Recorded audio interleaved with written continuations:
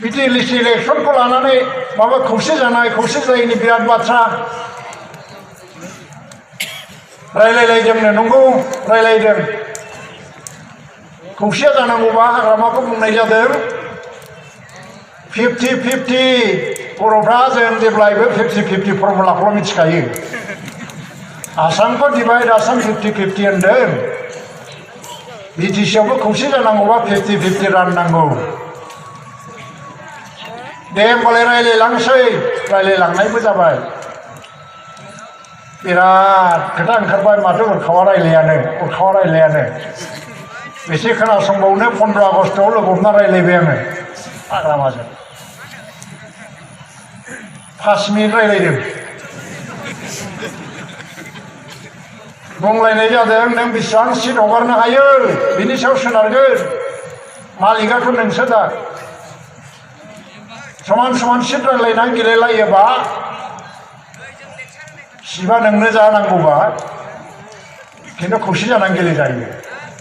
फंसे बाथ्रा क्लियार नाथाय बिथाङा मा होनबाय थादों सिफायदोलै UPPLखौ सिफायदो दं हाबफैजोबदोल' होनना बुङो आं बेखौनो जों रागा जोङाखै मिनिना बुंदों बिदिया जाद्रायनाय नङालै मानो बिदि साननाय बायदि देनां मोनसेया जानोबो हागौना खिन्थु दा गोरोबलायनानै गेलेग्रो दिनै सिट राननानै नेयो गैलिया दा इलेक्सनासो फैगौलायगौ दाना मा सोरखौबा मोननानै मा गोरा जाखोना माखो नै दाखालि माबा खाम्फाया डिपुटि सिबां बबेबा मोनसे ससियेल मिडियायाव बुंलायबाय मा 100% गोरोबलायनाया जाला होनना बुंबाय जों मा बुजिबावनांगौ दानालाय जोंथ' नेगासिनो दं दाबो जोंनाथ' दरजाया खुला जायाखै दाबो होमबा मा जाहैगोन दालाय जों बड'लेण्डनि सोमावसारग्रा मानसिफ्रा बे आन्दलनजों लोब्बा बे मानसिफोरनो जों हगारना होनांगौ जाखो ना राजनितिक क्षमताखौ जों आखायाव लाबोनांगौ जाखो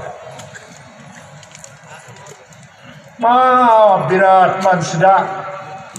सोरबा चेन्नाइआव थायो सोरबा दुबाइआव थायो सोरबा मणिपुराव थायो दाखालिथ' मा जादों मिथिबाय लाइजाम गांसे हरदों आंनो मणिपुराव साख्रि मावोनो CRPF ना BSF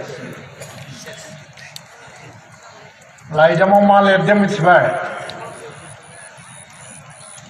मोननै खारनाव मोननै जाहोनाव फासि नांनानै थैथिनदों आंखौ लाइजाम लिरग्राया एबार नोंसोर जुदि गोरोबलायनो हायाबा फासि नांनानै थैदो नोंसोरनो नोंल' होनाखै आंखौल' होनाखै सोरबाबा हरबावदों बिनि बाथ्राया जाहैबाय आरोखि खिन्थु भगबानसो मिथिगौ मालायनो हरदोंना हराखै आरो मोनसे खारना जाहैबाय ओइबा जुदि नोंसोर गावस्रानानै गेलेनानै बिटिसिखौ जुदि नबसरनिया सिख'नानै लांनांगौबा आरो बेयावबो फासि नांनानै थैबाव बबे खारननि थाखाय फासि नांनानै थैबावनो आंलाय एड्रेस गैया स्टिकखौ हरफिन सानदोंमोन आङो एड्रेस गैया बाथ्राखौ आं गाज्रि मोनाखै गोसोआव मोनसे आबेग दं दुखु मोननाय दं ज' जाजानो लुबैनाय दं नाथाय बे लाइजामखौनो बैसोरनोबो हरदोंबाथ' हामबायमोन आंनोल' हरनानै बिसोरनो हराखैबाथ' बेथ' एसे अयनाय जानोसैलाय बे बायास जानोसैलाय ना बियो जोंबो जेरैखि जाया रेडि जानांगोन सोमावसारग्रा हान्जाया सोरजोंबा कमप्रमाइज जाया सोमावसारग्रा हान्जाजोंसो कमप्रमाइज जागोन आरो जुदि कमप्रमाइजआ जानांगौबा समान मान मर्यादा अधिकार लानानै कमप्रमाइज जानांगोन दा जोंना दरजाया दाबोथ' खुला जों रायलायनायाव दाबो हेंथा होआखै नाथाय फैगौ इलेक्सनखौबो लानानै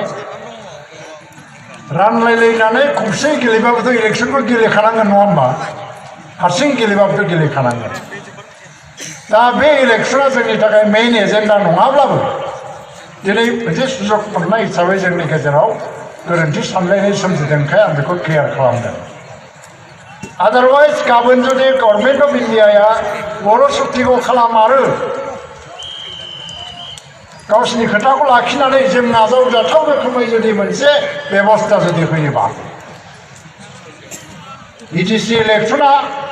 फासयलांगोन बिटिसिनि जायगायाव गोदान बेबस्था जि फैयो बिनि इलेक्सन जागोन खिन्थु गोदान बेबस्था जानायनि सम्भावनाया दा एसेबां खाथियाव गैया ओंखायनो सोमावसारनायनि थाखाय रेडि जा आरो सोमावसारनायनि थाखाय जि मावनांगौ बेखौ मावलांनांगोन